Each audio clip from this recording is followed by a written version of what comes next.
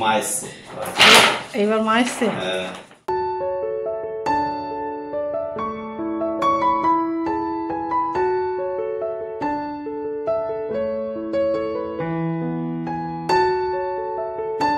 লাল কালারটা তোকে বুঝতে পারছে না মনে হয়। এই জায়গাটা সবসময় টেনে নেবে, তাহলে তুমি করতে পারো। সামনে ঘর দেখে বাবু।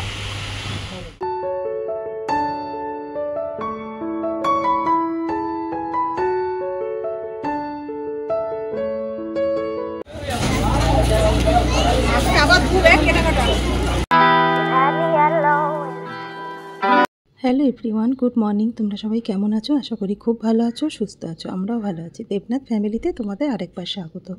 আজকে হচ্ছে মঙ্গলবার আর ঘড়ি কাটাতে বাজে এখন ভোর 6:30 মতন। তো এখন থেকেই ব্লগটা শুরু করলাম তোমাদের সাথে নিয়ে, সঙ্গে নিয়ে।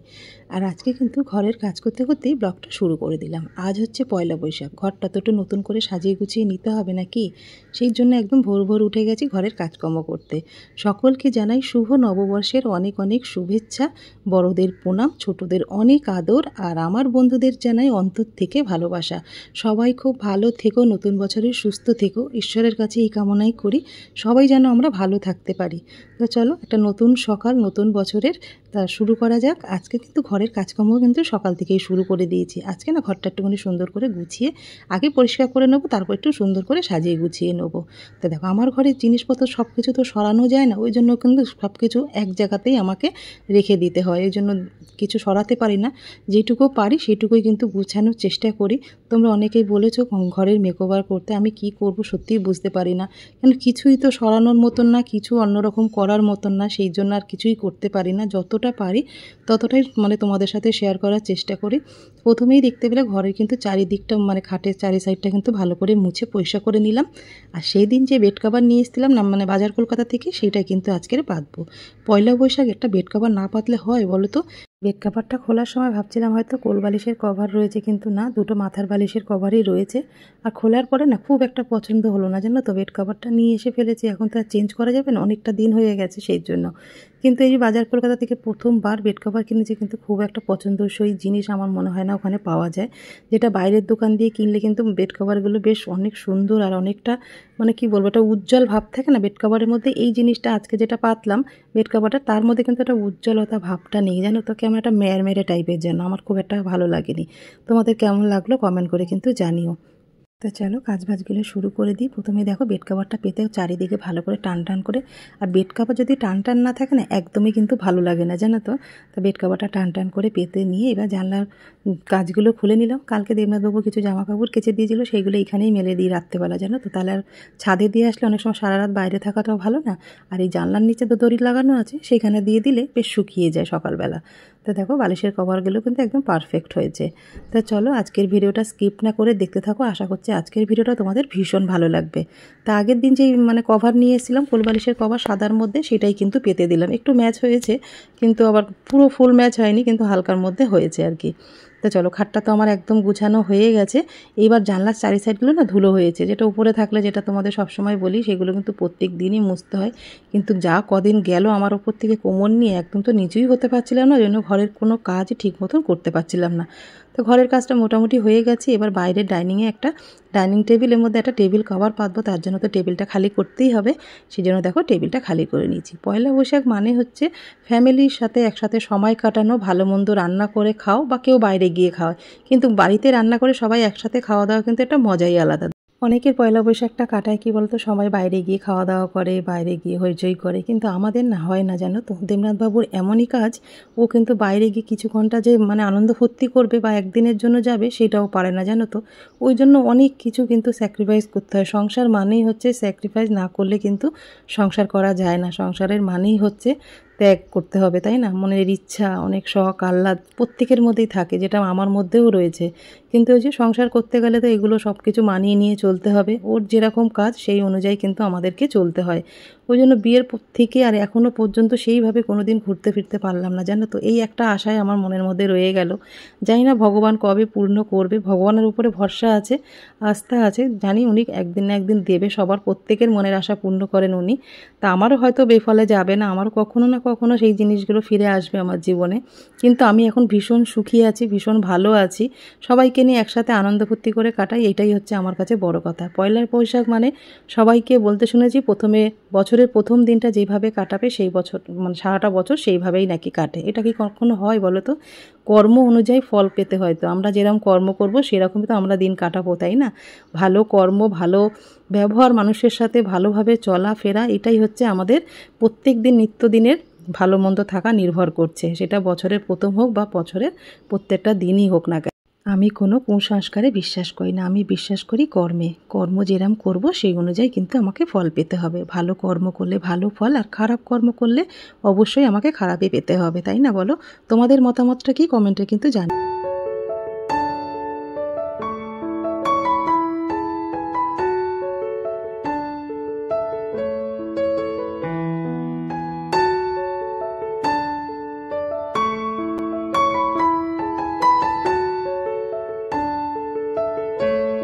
ঘরের কাজ সেরে চলে এসেছি দেখো ডাইনিংয়ে। ডাইনিং টেবিলটাতে আগেই পরিষ্কার করে আমি টেবিল ক্লথ একটা পেতে দিয়েছি, দিয়ে দেখো সোফার মধ্যে কদিন ধরে একটা বক্স ছিল, ওটা অ্যামাজন থেকে প্রমোশন ভিডিওর জন্য পাঠিয়েছিল, সময়ের জন্য করতে পারিনি, ওই জন্য সোফাটা জাম হয়েছিল। আজকে একটু ভালো করে পরিষ্কার করে নিলাম।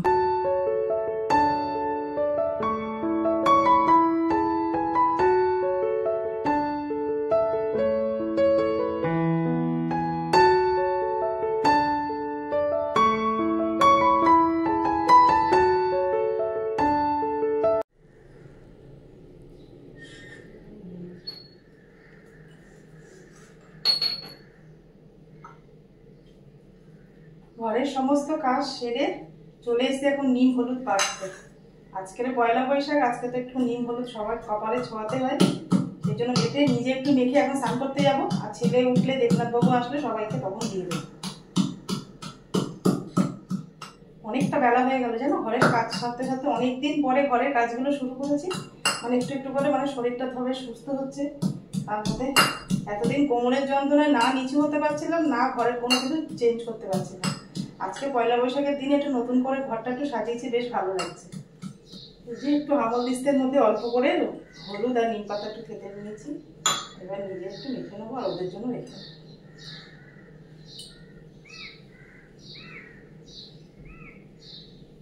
ওদের জন্য একটু রেখে দিই। এখন সারা গায়ে মাখার মতন সময় নেই, এখন পুজো দিতে হবে জানো, আজকে পয়লা বৈশাখ, ঘরে পুজো দিতে হবে না, বেলা হয়ে যাচ্ছে পুজো দিতে। আমার কিন্তু এক মুখে শুধু মাখা হয়ে গেছে, বললাম বেশি সময় নেই, তাহলে একটু গায়ে হাতে মাখলে। মাঝে মাঝে নিম পাতার রস করে খাওয়াটাও ভীষণ ভালো, আর মাখাতে ভালো গায়ে। এই গরমের সময় গায়ে যেন ঘামাচি, চুলকানি। অনেক দিন পরে আজকে ভীষণ ভালো লাগছে, চারিদিকে গুছিয়ে একদম পরিপাটি করে নিয়েছি না, ভীষণ ভালো লাগছে আজকের। অনেক দিন পরে না নিজেকে একটু হালকা লাগছে জানো তো। ঘরের কাজ না করতে পারলে আমাদের মতন হাউস ওয়াইফদের ভাল লাগে বলো তো? কেন, সংসারটা গুছিয়ে গাছিয়ে রাখাই হচ্ছে আমাদের একমাত্র কাজ। সেটা যদি করতে না পারি, সেটা যে কোনো কারণ হোক, শরীর খারাপ হোক বা কারোর কোনো অসুবিধা হোক, যে কোনো কারণে করতে না পারলে কিছুই ভালো লাগে না। তা দেখো স্নান করে চলে এসেছি আমার মন্দিরে পুজো দিতে। তো চলো পুজোটা সেরে নিই। তোমরা আজকে পয়লা বৈশাখটা কীভাবে কাটাচ্ছ, কে কীরকমভাবে, অবশ্যই কিন্তু আমাকে কমেন্ট করে কিন্তু জানিও। আমার কিন্তু পয়লা বৈশাখের সকালে ঘরে পুজো দেওয়া আমার একদম হয়ে গেল। ঘড়ি কাটাচ্ছে এখন 8:35 হয়ে গেছে, আর আমার পুজো দেওয়া হয়ে গেল। পুজোটা হয়তো পুরোটা তোমাদের সাথে শেয়ার করতে পারলাম না, যেরকম নিত্য পুজো দিই সেইভাবেই আজকে সেইভাবে কিছু তোমাদের সাথে শেয়ার করলাম না। নতুন জামা নিয়ে এসেও আজকে পরাতে পারলাম না, কী করে নামাবো বলো তো? বৃহস্পতিবারের আগে তো মা লক্ষ্মীর গায়ে হাত দেওয়া যায় না, আর নামানোও যায় না। সেই জন্য দেখো এই জামাটা পরশু দিনকে, তার আগের দিনকে মানে জামাটা নিয়েছিলাম গড়িয়াহাটিতে, গড়িয়াহাটে গেছিলাম, দেবনাথবাবু আর আমি রাধাকৃষ্ণের জামা নিয়ে এসেছিলাম, সেটা পাঠিয়ে দিয়েছি। আর এই দেখো এটা আমার মা লক্ষ্মীর জন্য নিয়েছি, কিন্তু আজকে পরাতে পারলাম না, ভীষণ মনটা খারাপ লাগছে। মাকে কী করে নামাই বলো তো? বৃহস্পতিবারের আগে তো তাকে নামানো যায় না, সেই জন্য। ঠিক আছে, এটা অক্ষয় তৃতীয়ার দিন বা সামনে বৃহস্পতিবারে পরিয়ে দেবো মাকে। কেমন লাগবে কমেন্ট করে কিন্তু জানিয়ে জামা।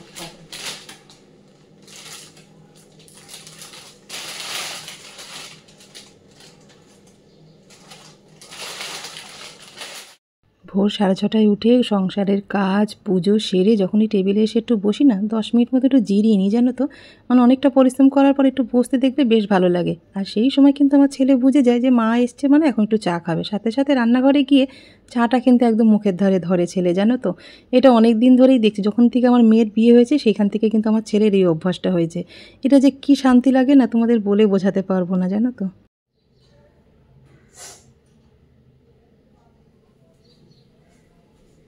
সকালে ব্রেকফাস্ট নিয়ে চলে এসেছি, রান্না বান্না জোগাড় করছিলাম। আর জোগাড় করতে কতটা সময় লাগে তোমরা তো সবাই জানো। আর আজকে বেশি সকালে হালকা ফুলকাই ব্রেকফাস্টটা রাখলাম, কারণ দুপুরে একটু জমিয়ে খাওয়া দাওয়া করতে হবে তো। আজকে পয়লা বৈশাখ জানোই, তার জন্য আজকে সকালবেলাটা ব্রেকফাস্টটা একটু হালকাই। তা তোমাদেরকে চলো দেখিয়ে দিই আজকে ব্রেকফাস্টে কি কি। আজকে সকালের ব্রেকফাস্টে আমি কি রেখেছি। এদিকে আছে পাকা পেঁপে, ডিম সেদ্ধ আর শসা আর হচ্ছে ফুটি। এইগুলোই ছেলে আর আমি কিন্তু আজকে সকালে ব্রেকফাস্ট খেয়ে নেবো। তোমরা আজকে পয়লা বৈশাখের দিনে সকালে কি ব্রেকফাস্ট করছো কমেন্ট করে। আমাদের মা ছেলের ব্রেকফাস্টটা আজকে তোমাদের কেমন লাগলো সেটাও কিন্তু জানি। তো চলো খাওয়া দাওয়াগুলো সেরে নি, ছেলে অনেকটা বেলা হয়ে গেছে। এই দেখো এখনও রান্না বসাইনি, কি অবস্থা। কি কি রান্না হবে আজকে দুপুরে তোমাদেরকে চলো এক ঝলক দেখিয়ে দিই। অর্ধেক কাজ কিন্তু কালকেই আমি রাতে অনেকটাই গুছিয়ে রেখেছি। সবচেয়ে বড় কাজ হচ্ছে এই মাটনটাকে মানে মেখে ঠেকে একদম রেডি করে রাখা। বেশিরভাগটাই মানে মেখে রেডি করে রেখেছি, আজকে শুধু মশলাগুলো অ্যাড করলেই। নববর্ষের দুপুরে স্পেশাল রান্না মাটন, আর হচ্ছে এই যে চাল ভিজিয়ে রেখেছি। আর যেটা আমরা এতদিন খাইনি, আম দিয়ে করব আজকে ডাল। এই যে মাংসের জন্য আলু, মাংসের পেঁয়াজ, আর এই যে সবচেয়ে প্রিয় খাবার হচ্ছে নিম বেগুন। নিম বেগুন করার জন্য দেখো মানে নিম পাতাটা কিন্তু আমি ভালো করে ধুয়ে আর জল ঝরিয়ে রেখেছি। এখানে বেগুন কেটে নিয়েছি, আর এখানে বানাবো হচ্ছে বেগুন দিয়ে মোরলা মাছের ঝাল। এই রান্না করবো আজকে রে। তো চলো আগে খেয়ে নিই, তারপর রান্নাবান্নাগুলো তোমাদের সাথে শেয়ার করছি। রান্নাঘরের সমস্ত কাজ কিন্তু একদম গুছিয়ে নিয়েছি। এবার দেখো ভাতটা বসিয়ে দিয়েছি একদিকে, আর একদিকে কিন্তু ডাল সেদ্ধটা বসিয়ে দিয়েছি। দুটো দুদিকে হলে তাড়াতাড়ি। এই যে ব্রেকফাস্ট খাওয়া হয়ে গেছে, সেগুলো তোমাদের সাথে শেয়ার করলাম না, তাহলে ভিডিওটা অনেক বড় হয়ে যাবে। আর ফল খেয়েছি তো এই জন্য কিছু আর শেয়ার করলাম না। এই দেখো নিম পাতাটা কিন্তু আমি শুকনো খোলায় ভালো মতন গুঁড়ো করে নিয়েছি। এটা কিছুদিনের জন্য স্টোর করে রাখবো, আর আজকেও রান্না করবো। তো চলো আজকে যে রান্নাগুলো করবো, ডালটা তো সেদ্ধ হয়েই গেছে, এবার ডালটা সম্পদ দেবো। তার আগে চলো মোরলা মাছটা আমি কি দিয়ে একটা বাটি নিয়ে নিয়েছি। আর এখানে মোরলা মাছটা নুন হলুদ মাখানোই রয়েছে, কাঁচা লঙ্কা চিড়ে নিয়েছি আর বেগুন, সবটাই কিন্তু আমি একসাথে দিয়ে দেবো। একটা টমেটো দিয়ে দিলাম, আর দেবো অল্প একটু পেঁয়াজ, গোটা রসুন, কাঁচা লঙ্কা বাটা, হলুদ, দেবো একটু স্বাদ মতো নুন। সবগুলো একসাথে ভালো করে মেখে নেব। গোটা রসুনটা দিলে না মুখে পড়লে খেতে কিন্তু বেশ ভালো লাগবে। বেশ খানিকটা কিন্তু ধনে পাতা কুচি। ডালটা সম্বার দেবো, টক ডাল, তার জন্য দেখো আমি কিন্তু সর্ষের তেল দিয়ে দিলাম অল্প করে। দেবো দুটো শুকনো লঙ্কা, সর্ষে আর শুকনো লঙ্কাটা ভাজা হয়ে গেছে। এবার টক ডালটা কিন্তু এর মধ্যে দিয়ে দেবো।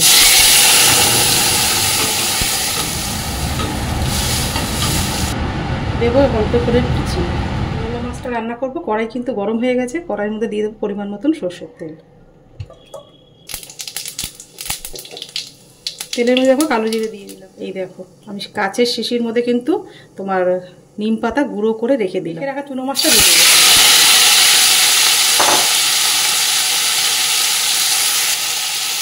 ভালো করে নেড়ে হালকা আগুনে হতে দেবো। ডাল, মাছের মানে চুনো মাছের ঝাল, নিম বেগুন সমস্ত রান্না হয়ে গেছে। এবার মাটন রান্না করতে চলে এসেছি। আর মাটনের জন্য কালকে তো সমস্ত কিছু মেখে রেখেছি, আর কিছু মশলা কিন্তু আমি আজকে বেটে নিয়েছি। এই মশলার মধ্যে রয়েছে পেঁয়াজ, রসুন আর কিছু আমান বাদাম একসাথে বেটে রেখে নিয়েছি। আর কড়াইতে তেল দিয়ে দিয়েছি, কড়াইয়ের মধ্যে দিয়ে দেবো কিন্তু দুটো তেজপাতা। আর মাংসের জন্য কিন্তু আলু আমি ভেজে রেখেছি। তো চলো মাংসটা আমি যেভাবে রান্না করবো, মাটন যেরকম রান্না করে আর কি সেভাবে কিন্তু করবো। বেশিরভাগ কাজটা কিন্তু কালকেই এগিয়ে রেখেছি।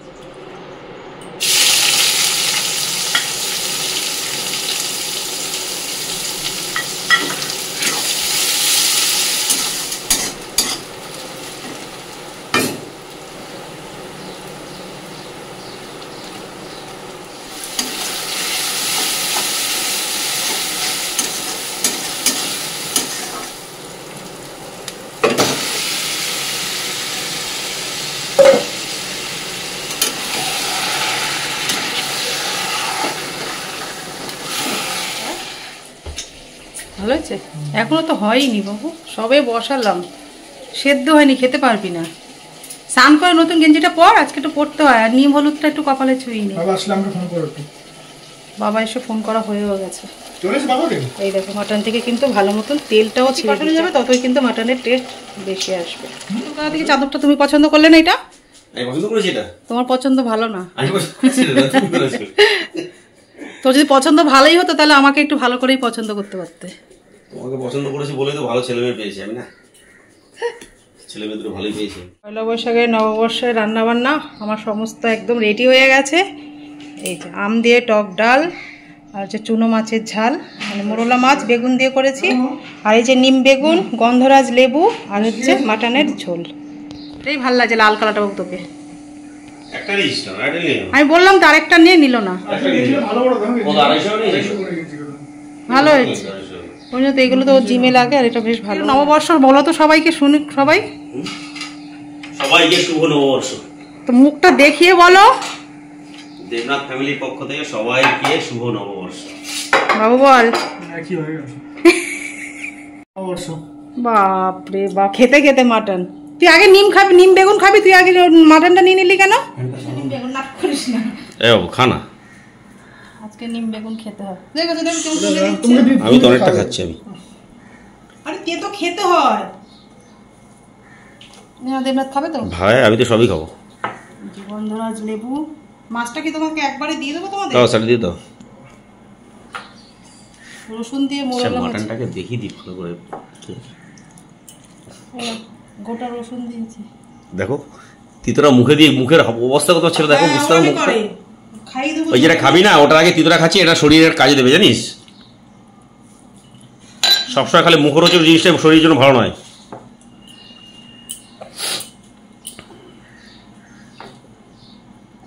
এটা কি চুনো মাছ? মোরলা মাছ বেগুন দিয়ে আর গোটা রসুন দিয়ে, মোরলা মাছের চচ্চড়ি। গোটা রসুন বেগুন দিয়ে মোরলা মাছের চচ্চড়ি। হ্যাঁ বলো। আরে যাও কিছু বললি। আমের ডাল আর হচ্ছে মাটন, ব্যাস। এই আমের ডাল আমার প্রথম কাছে, তাই না? হ্যাঁ ঠিক আছে, চলো দাও। নববর্ষে দুপুরবেলা সবাই এক টেবিলে বসে জমিয়ে খাওয়া দাওয়া করা, এটা যে কি ভালো লাগে না, কি বলবো। ছেলে আমরা সবাই একসাথে থাকি।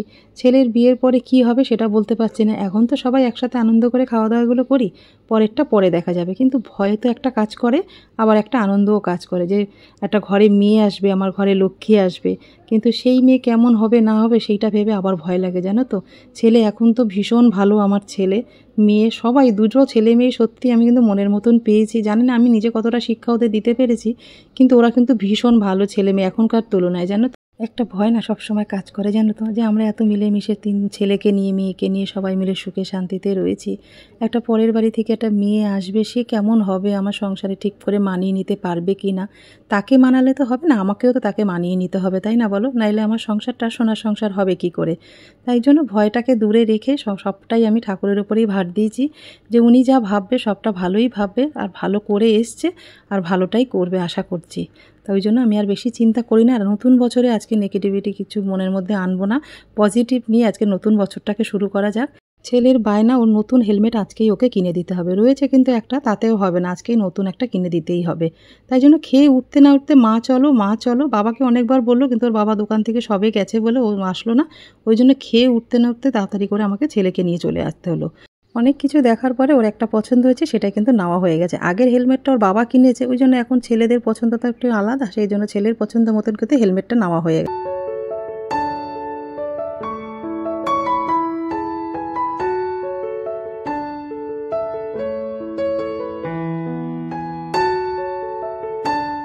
হেলমেট পরে যেতে ভালো লাগছে না গরমে।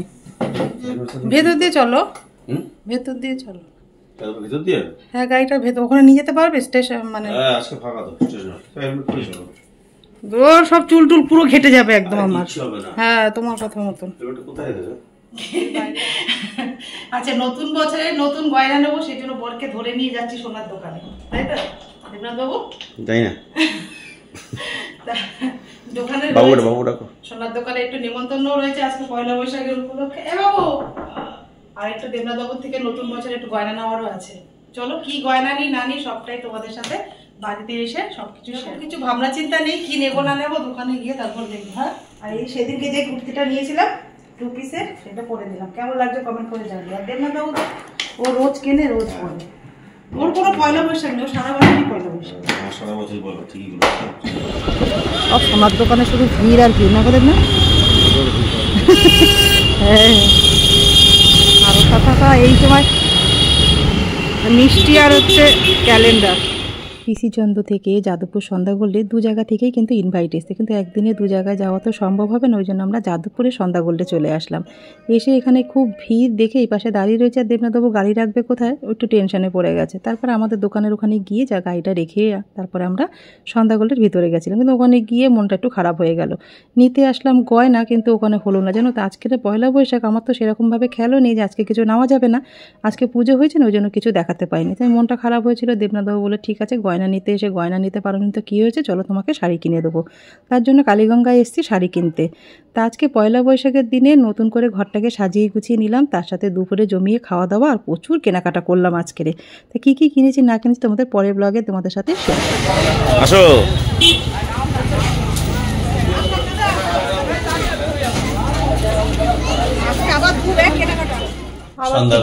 সন্ধ্যা গোল্ডে দিয়েছে ভালো।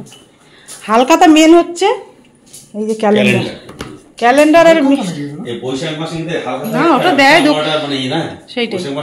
বৈশাখ মাসে ক্যালেন্ডার না আসলে, ক্যালেন্ডার খোলো দেব না ক্যালেন্ডারটা। কেন আমার কি দুটোই জোটে জানো, এই যে আমাদের মহাজন হালকা বালিগঞ্জে দেখেছো হয়, কিন্তু লোকনাথ ভাই আমার 2 দিন রয়েছে না। হ্যাঁ খোলো খোলো। মা এসছে এবার, মা এসছে। বাবা, নববর্ষে সারাটা দিন যেভাবে কাটালাম সেগুলোই তোমাদের সাথে শেয়ার করলাম। তোমাদের কেমন লাগলো কমেন্ট করে কিন্তু জানিও। আজকের ব্লগটা এই পর্যন্তই রাখলাম। যদি তোমাদের কিছু ভালো থাকে লাইক কমেন্ট শেয়ার করো, আর আমার চ্যানেল নতুন হলে অবশ্যই সাবস্ক্রাইব করো।